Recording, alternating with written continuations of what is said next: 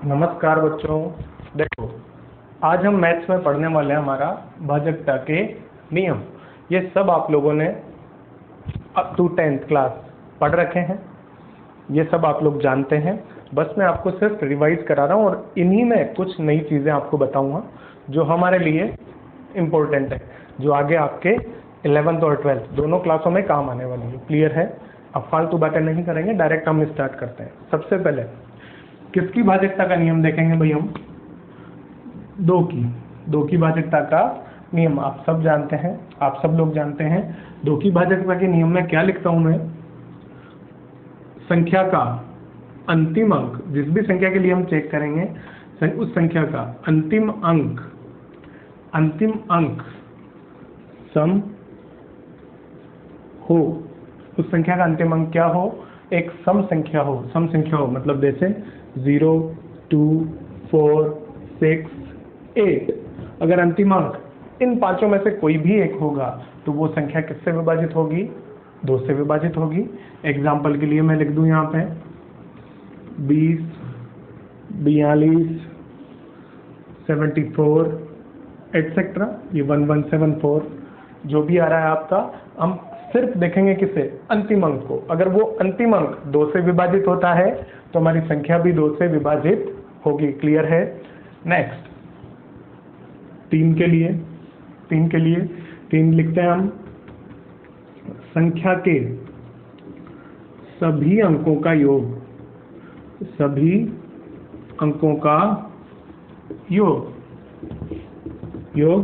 3 से विभाजित हो। देखो, हमने संख्या ली, उस संख्या के सारे अंकों का योग किससे विभाजित हो? 3 से। तो संख्या भी 3 से विभाजित होगी। एग्जाम्पल के लिए मैंने लिखा 363। देखें, 3 + 6 9 + 3 12।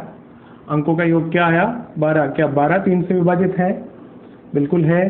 तो ये संख्या भी 3 से विभाजित आपकी हो जाने वाली है।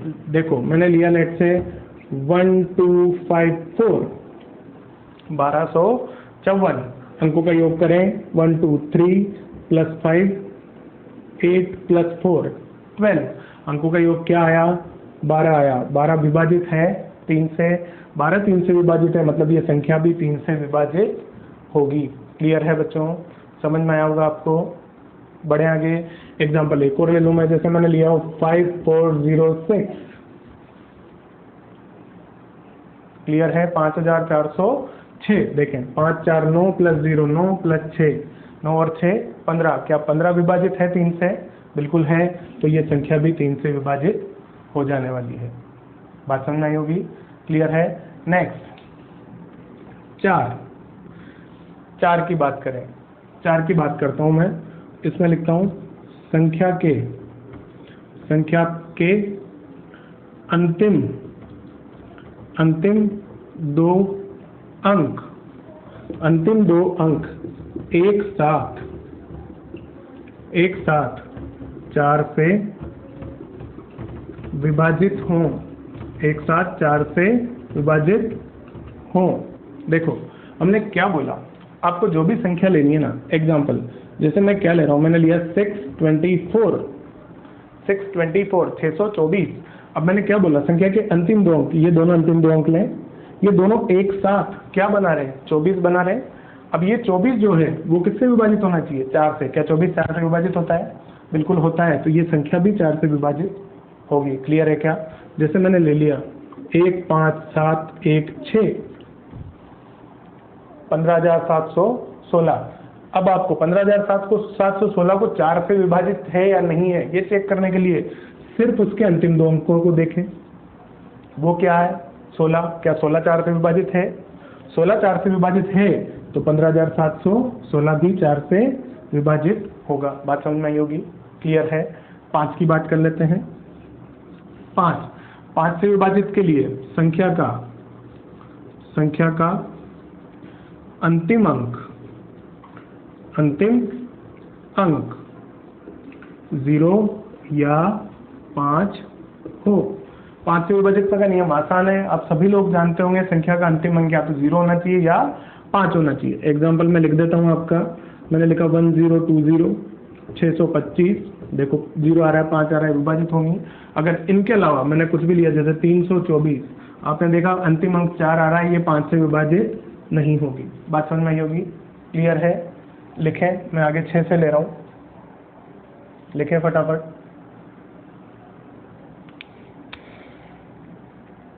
लिखा बच्चों आपने? फटाफट लिखें।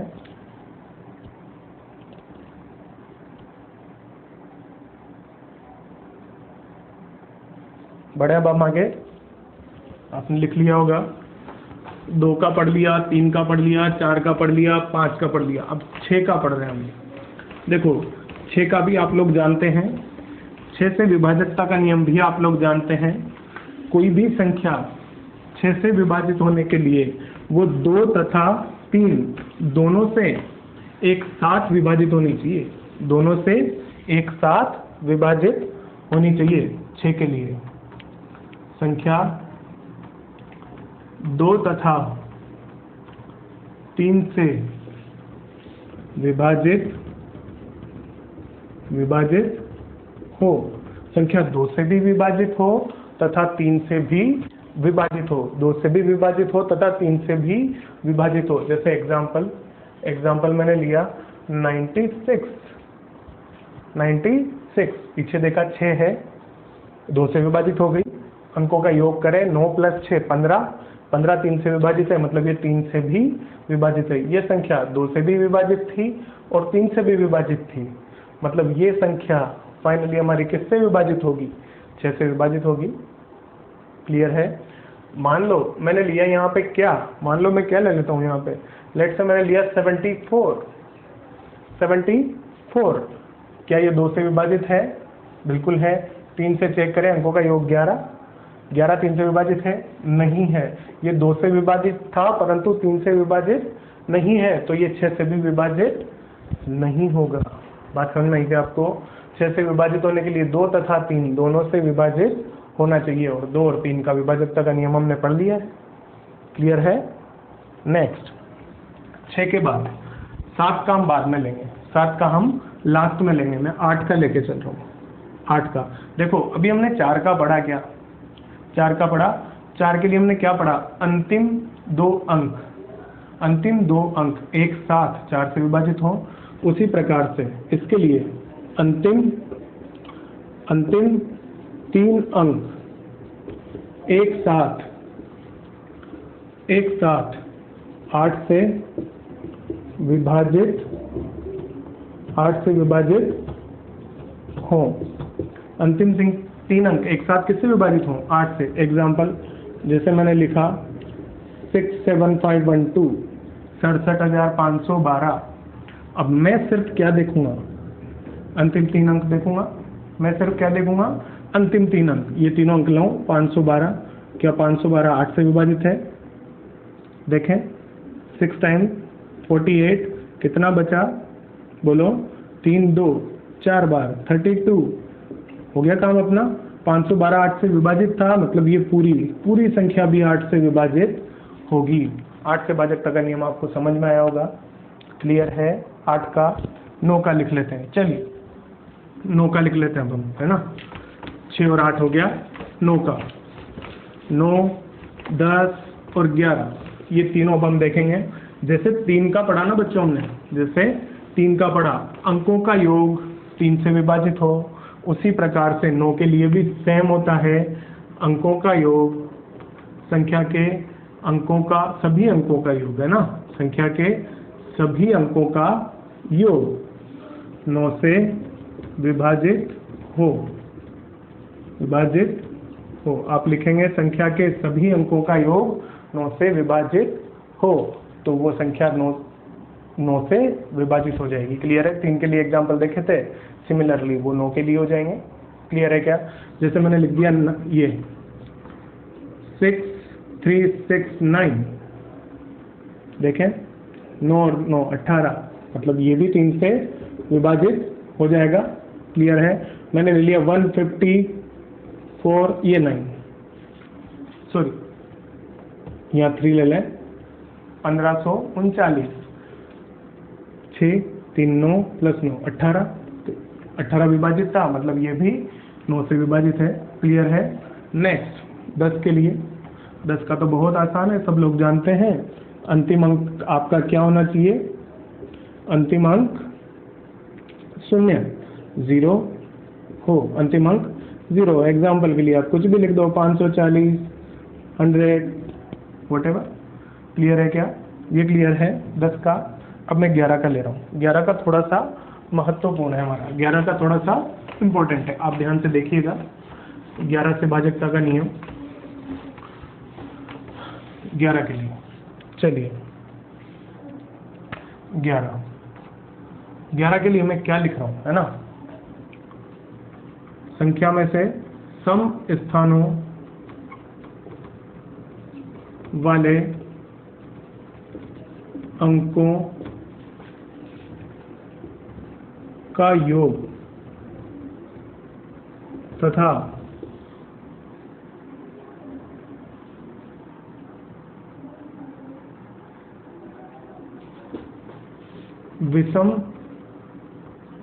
विषम स्थानों वाले अंकों के योग, सम स्थानों वाले अंकों के योग तथा विषम स्थानों वाले अंकों के योग का अंतर 0 या 11 से विभाजित हो। देखो मैंने क्या किया, आपने एक नंबर लिया है, आपको संख्या दी जाएगी। जैसे एक एग्जांपल के लिए, जैसे संख्या मुझे दी गई ऐसे कुछ A B C D E, ये कोई संख्या है। अब आपको क्या करना होगा, सम स्थानों वाले ये तीनों अंक, सम स्थानों वाले अंक, इनका योग क्या आया होगा? A + C + E। और विषम स्थानों वाले अंक, विषम वाले ये क्या है? B + D। अब ये दोनों जो योग आ रहा है ना, इन दोनों का आप अंतर लें, वो क्या दिखेगा? A + C + E - B + D। अब ये जो अंतर आएगा, या तो वो 0 होना चाहिए या फिर वो किससे विभाजित हो? 11 से। अगर 0 है या 11 से विभाजित हुए तो ये जो गिवन संख्या है आपको, ये जो संख्या है ये भी 11 से विभाजित होगी। क्लियर है। एग्जाम्पल ले लेता हूँ, एग्जाम्पल में इसका ले लेता हूँ। लेट से देखें आप, 1 2 2 1, सम स्थानों वाले अंक 1 + 2 क्या आया? 3। विषम वाले अंक 1 + 2 3, 0, अंतर 0 है, संख्या विभाजित होगी। एक और एग्जाम्पल ले लेता हूँ, 1 2 3 3 2 1, देखो 1 3 2 कितना आया? 6। सम वाले का आया 6, विषम वालों का देखें क्या आया? 2। ओ सॉरी, ये तो विषम का लिख दिया हमने, ये तो मैं विषम का ले चुका। अब सम का ले लेते हैं। उल्टा ले रहा हूँ क्या मैं सब जगह? ये देखो यहाँ भी उल्टा ले लिया हमने। सम स्थान तो ये है ना ऊपर B और D, ये उल्टा लिख चुके हैं हम, ये चेंज कर लेना आप। ये विषम हो गए और ये सम हो गए। यहाँ भी सेम, ये विषम हो गए, उल्टा लिख दिया मैंने ना, और ये सम हो गए। तो देखो यहाँ पे 6 और 6 हो गया, काम हो चुका है। एक और एग्जाम्पल ले लेता हूँ। एग्जाम्पल जैसे मैंने लिया हो क्या, 1 5 9 2, 1 5 2 9, विषम स्थानों वाले देखें 9 और 5 14, सम स्थानों वाले देखें 2 और 1 3, दोनों का अंतर 11, दोनों का अंतर 11। क्या 11 विभाजित हो रहा है? 11 से हो रहा है, मतलब ये संख्या भी 11 से विभाजित होगी। क्लियर है। 11 का भी आप समझ सकते हैं क्या, किसी भी बड़ी संख्या आपको मिल जाए, आप सम स्थानों वाले अंकों का योग और विषम स्थानों वाले अंकों का योग लें, उनका अंतर निकालें। अगर वो अंतर 0 है या फिर 11 से विभाजित है तो हमारी संख्या भी 11 से विभाजित होगी। क्लियर है। अब हम देखते हैं 7 से विभाजित का नियम। आप इसे लिखें फटाफट, आ जाइए। 7 से भाजकता का नियम हम देखें। देखो क्या बोला हुआ है, संख्या के अंतिम अंक को 2 से गुणा करके बाकी बची संख्या में से घटा दें, बाकी बची संख्या में से घटा दें। यदि प्राप्त संख्या 0 या 7 से विभाजित है तो दी गई संख्या भी 7 से विभाजित होगी। देखो क्या बोला हुआ है, क्या बोला हुआ है, आपको कोई संख्या दी जाएगी, आपको कोई संख्या दी जाएगी, आप क्या करें, उस संख्या का अंतिम अंक पकड़ें, उसका अंतिम अंक पकड़ें, अंतिम अंक लेके उसका 2 गुना करें, 2 से गुणा करें और अंतिम अंक घटाने के बाद जो बाकी बची संख्या है ना उसमें से उस 2 गुने को घटा दें। फिर प्राप्त रिजल्ट में से, प्राप्त रिजल्ट को क्या करेंगे, या तो वो 0 आएगा या फिर वो 7 से विभाजित होना चाहिए। अगर वो 7 से विभाजित होगा तो हमारी दी गई संख्या जो है ना वो भी 7 से विभाजित होगी। देखो एग्जाम्पल से समझ लेते हैं। ये संख्या है, अंतिम अंक पकड़ा, इसको मैंने 2 से गुणा किया, 4 × 2 क्या आया 8। अब 8 को, जो ये बाकी बची हुई संख्या है ना भाई, 4 को हटाने के बाद जो बची हुई संख्या है इसमें से किसको घटाएं, 8 को घटाएं। 22 में से 8 घटाया होगा, कितना मिला होगा, सॉरी कितना मिला, 22 में से 8 घटाया तो 22 में से 8 गया तो 14 आ रहा है, क्लियर है। अब ये जो 14 आया, क्या बच्चों, ये 14 7 से विभाजित होता है, ये 7 से विभाजित है, तो ये जो दी गई संख्या है ये भी 7 से विभाजित होगी, ये भी 7 से विभाजित होगी, क्लियर है। नेक्स्ट इसको देखें, इसमें अंतिम अंक लिया आपने, 5 को 2 से गुणा किया, क्या आया 10। 10 को कितने से माइनस करें, 59 में से 10 को माइनस किया होगा, क्या बचा होगा 49, क्या 49 49 7 से विभाजित होता है, तो ये संख्या भी 7 से विभाजित है। इसमें देख लें, ये 3 था, 3 का 2 गुना, 3 × 2 6, 48 में से 6 माइनस करें 42 42, क्या 42 7 से विभाजित है, जी है, तो ये संख्या भी विभाजित होगी। नेक्स्ट एग्जाम्पल 2 देखें, इसका 2 गुना 4, 58 में से 4 को माइनस करें 54, क्या 54 7 से डिवाइड होता है, 58 में से 4, क्या 54 7 से डिविजिबल है, 7 7 जा 7 7 49, 8 7 56, नहीं होता है, ये 7 से डिवाइड नहीं होता है, तो ये भी 7 से डिवाइड नहीं होगा। आपको बात समझ में आई होगी क्या, आपको बात समझ में आई होगी क्या। अब देखो, ये तो 3 अंकों की संख्या के लिए हुआ, अगर 4 अंकों की संख्या हो जाए ना तब भी आपको क्या करना है, यही काम करना है। मान लो यहाँ 3 अंकों की संख्या, मुझे यहाँ ये काम करने के बाद मान लो मुझे मिलता कुछ 142 ऐसा कुछ मिल जाता, तो फिर से आगे मैं वही काम करता, इसका 2 गुना करके 4, इसमें से घटाता 10 आता, ये डिविजिबल नहीं था, मतलब 142 डिविजिबल नहीं था। आपको काम यही करना है, बस वो बार बार करते जाना है। बात समझ में आई होगी क्या, क्लियर है। अब देखो, अब मान लो ये तो हमने डिविजिबिलिटी रूल पढ़ लिए, कहाँ तक 10 तक, 11 का हमने पढ़ लिया। अब मैं बात करूँ, मान लो 12 के लिए आपको चेक करना है, तो आप 12 को कैसे चेक करेंगे, आपको क्या करना पड़ेगा, 12 के लिए आपको 4 और 3 दोनों से उसे चेक करना पड़ेगा, वो 4 से भी डिवाइड हो और 3 से भी विभाजित हो। देखो कैसे, जैसे हमने 6 के लिए पढ़ा, क्या 6 के लिए हमने क्या पढ़ा, 2 से विभाजित हो और 3 से भी विभाजित हो, वैसे मैंने 12 को लिख दिया 4 × 3, तो 4 से भी विभाजित हो और 3 से भी विभाजित हो। 15 की बात करूं, 15 के लिए 5 और 3 को चेक करना पड़ेगा, 5 से विभाजित हो तथा 3 से भी विभाजित हो। जैसे मैंने लिया 44, 4 × 11, तो 4 से भी विभाजित होनी चाहिए संख्या और 11 से भी विभाजित होनी चाहिए, तब जाके वो किससे विभाजित होगी, 44 से।